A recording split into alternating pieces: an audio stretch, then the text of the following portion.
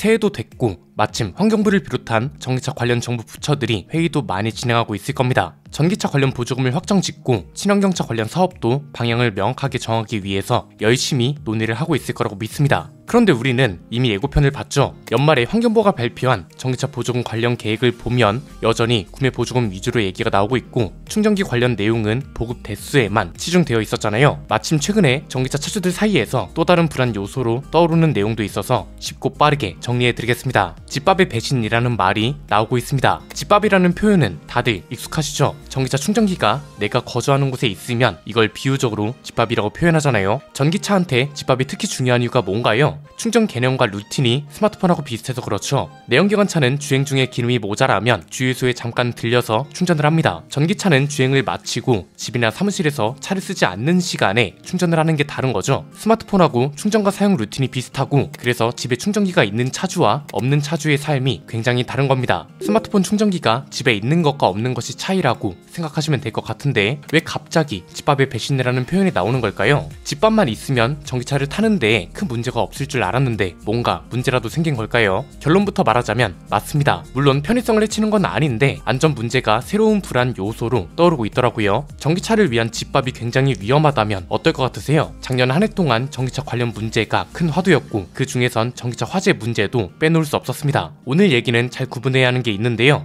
전기차가 내연기관차보다 화재 위험이 높다 이런 걸 따지는 게 아닙니다. 전기차든 내연기관차든 화재라는 위험 그리고 화재가 발생한 뒤에 문제점을 줄이는 건 당연히 해결해야 하는 과제란 말이죠. 우리가 사고 뒤에 발생하는 화재에만 집중해서 그렇지 충전 중 화재도 꽤 많았던 거 알고 계셨나요? 이게 좀 심각한 이유가 충전을 마친 후에 충전선을 꽂아둔 상태에서 불이 난 경우가 상당히 많았다고 합니다. 통계 자료만 봐도 알 수 있는 내용입니다. 일단 작년 상반기까지 발생한 전기차 화재 건수는 42건이었고 재산 피해는 8억 3,400만 원이 넘었습니다. 일반 도로에서 19건이 발생할 동안 주차장에서는 무려 17건이나 발생했다고 하고요. 지난 4년 동안 주차장 내에서 발생한 전기차 화재 건수는 46건이었거든요. 이 중 무려 40건이 충전을 마친 뒤에 충전선을 꽂아둔 전기차에서 난 걸로 조사됐습니다. 이건 실제 사고 영상인데요. 이 차는 충전을 6시간 동안 진행했다고 합니다. 충전하는 동안은 문제가 없었는데 충전이 끝나고 1시간 뒤쯤부터 연기가 시작됐고 불길이 순식간에 주변 차들까지 번진 겁니다. 이게 어느 정도로 심각하냐면 환경부에서 화재 원인을 파악하려고 협의체를 만들어서 실태를 분석했을 정도고요. 그래서 방금 보신 통계 자료도 탄생할 수 있었던 건데 이건 당연히 심각한 문제고 꼭 해결해야 하는 문제입니다. 우리가 스마트폰도 보면 충전이 완료된 상태에서 충전선을 꽂아둔다고 해서 화재나 폭발로 이어지는 경우는 드물잖아요. 전기차도 보면 충전이 완료됐다고 해서 충전기를 바로 제거하는 것도 아니고요. 아니 이 정도의 안전장치조차 없다는 게 말이 되나? 이런 생각이 드실 텐데 실제로 안전장치가 없다고 합니다. 더 큰 문제는 뭐다? 이것도 그냥 통계 자료로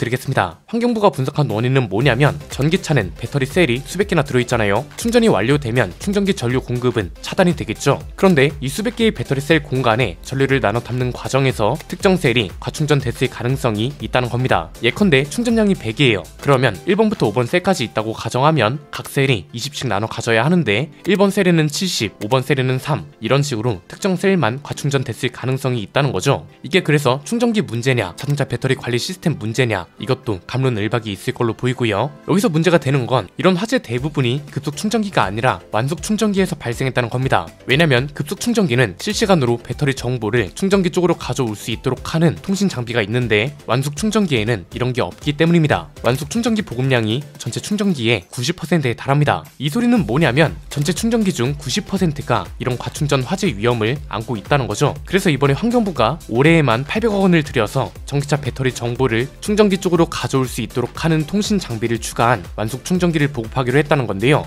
이게 또 문제가 되는 이유가 이미 보급된 완속 충전기에 대한 개선 방안은 따로 없다는 거죠. 즉 기존에 보급된 완속 충전기는 모두 충전 후 화재 위험성이 남아있다는 겁니다. 우리나라는 이게 더 큰 문제로 이어지는 게 뭐겠어요? 대부분 단독주택 형태가 아니라 아파트이기 때문이죠. 아파트는 지하 주차장이 메인입니다. 심지어 지상 주차장이 없는 아파트도 굉장히 많습니다. 이렇다 보니 대부분 전기차 충전기가 지하 주차장에 설치되고 있는데 지하 주차장은 폐쇄된 공간이잖아요. 화재가 나는 것 자체가 치명적이고 화재 진압도 굉장히 어렵습니다. 가뜩이나 전기차 화재는 열폭주 현상 때문에 화재 진압도 어려운데 폐쇄된 지하 주차장에서 화재가 발생한다면 당연히 더 큰 피해로 이어지겠죠. 그래서 지금 전문가들 사이에서 나오는 말이 뭔가요? 지하 주차장에서 완속 충전기를 사용할 때는 차량 내 충전 설정을 95% 아래로 낮추란 건데 이게 전기차 차주들 입장에선 얼마나 억울한가요? 전기차를 홍보할 때는 최대 충전량과 최대 주행 거리를 홍보하면서 정작 최대 충전량을 사용할 수 없다는 건 기름을 가득 채우고 달리지 못하는 내연기관 차랑 뭐가 다르냐 이겁니다. 그래서 답답하다는 거죠. 새로운 사업 초반에는 보급량을 대폭 늘려서 대중화를 시키는 게 중요하다는 걸 우리 모두가 알고 있습니다. 그러나 정작 보급량에만 신경 쓰고 충전기 품질은 신경 쓰지도 못했고 그래서 지속 가능한 방향으로 사업을 이어가고 있는지도 모르겠다는 겁니다. 오늘 이야기하는 게 그래서 충전 인프라 문제를 어떻게 해결해야 할 것인가인데 생각보다 어렵지 않죠. 크게 세 가지입니다. 안전 문제, 인프라 문제, 그리고 주차 부족 문제입니다. 이 세 가지를 모두 해결할 수 있는 방법이 있는지가 중요할 텐데 생각보다 간단합니다. 그간 계속해서 말씀드렸던 거주 공간 충전시설의 주차 타워화입니다. 대형마트 주차장처럼 지상 몇 층짜리 주차 타워를 짓고 여길 전기차 전용 주차 공간으로 활용하는 거죠. 이러면 모든 게 해결됩니다. 일단 안전 문제, 지하 주차장보다 당연히 지상 주차장이 화재가 났을 때 훨씬 안전하겠죠. 그리고 인프라 부족 문제, 기본적으로 기존 주차장에 충전기를 설치하는 건 한계가 뚜렷합니다. 내연기관차를 주차할 수 있는 공간을 뺏어서 충전기를 설치하는 개념이기 때문에 설치 대수가 제한적이잖아요. 그런데 아예 주차 타워를 전기차 전용 주차 공간으로 만든다? 이렇게 되면 모든 주차면에 충전기 설치가 가능하니 내가 사는 아파트에 이런 주차 타워가 생긴다면 적어도 인프라 문제는 걱정도 안 될 겁니다. 심지어 주차 부족 문제도 해결됩니다. 왜냐면 이렇게 되면 일단 우리 아파트에 있는 전기차는 죄다 주차 타워에 주차를 할 거잖아요. 전기차는 기존의 내연기관차를 타던 사람들이 넘어가서 산 거고 이 소리는 즉 전기차가 주차 타워로 빠진 만큼 기존 주차장은 내연기관차 차주들이 여유롭게 사용할 수 있다는 거죠.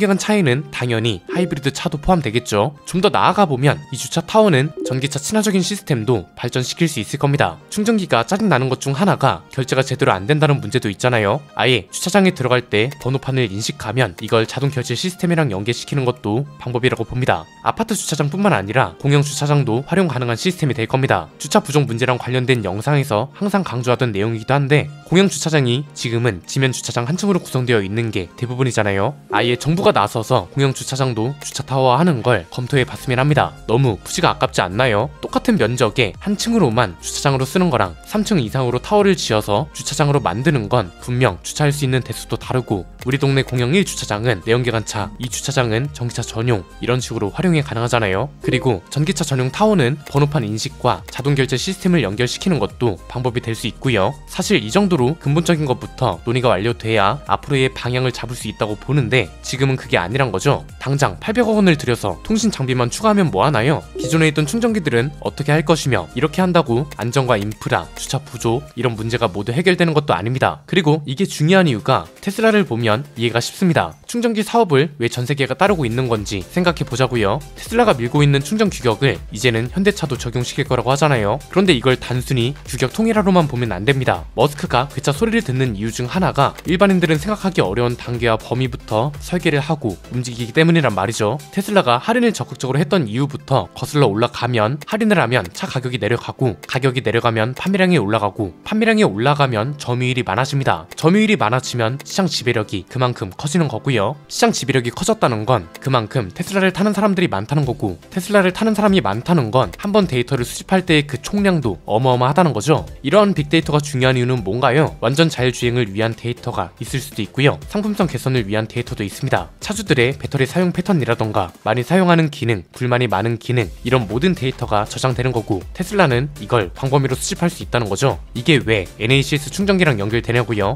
이 충전기로 차량과 배터리 데이터를 확보할 수 있고 테슬라 앱으로는 마케팅 데이터 위주로 확보가 가능하거든요. 전기차뿐만 아니라 미래 자동차들은 이런 데이터가 굉장히 중요하고 테슬라는 이미 이런 큰 그림을 그리면서 움직였기 때문에 따라가기가 힘들다는 겁니다. 그래서 근본적인 방향이 중요하다는 거죠. 일단 어떻게 충전기를 보급할지 그리고 어떤 방식으로 우리나라 거주 형태와 도로 환경에 최적화된 것인지를 파악해야 기업들도 움직일 거잖아요. 이게 정부 차원에서 어려우면 차라리 연구 개발을 할 수 있도록 지원이라도 늘려주던가요. 데이터가 곧 자산이 되고 있고 이 데이터를 많이 수집할 수 있다는 건 이미 그 보급 방식이 성공적으로 대중화가 됐다는 소리입니다. 테슬라는 충전기 규격 통일을 위해서 국가 차원의 지원을 받고 있습니다. 현대차그룹이 역대 최다 판매량을 달성했다고 하죠. 현대차그룹은 심지어 내연기관차뿐만 아니라 하이브리드와 배터리 전기차, 수소 전기차까지 전방위적인 전략이 가능한 기업입니다. 이런 기업을 본진으로 두고 있는 나라에서 인프라 문제가 계속 화두가 되고 실제 보급량까지 주춤하다는 건 친환경 정책을 전체적으로 되돌아볼 필요가 있다는 소리이기도 합니다. 올해부터라도 제대로 된 방향과 발표가 됐으면 하네요. 오늘 내용은 여기까지입니다. 내용이 유익하셨다면 구독과 좋아요, 알림 설정 부탁드립니다. 지금까지 저는 안피디였습니다. 감사합니다.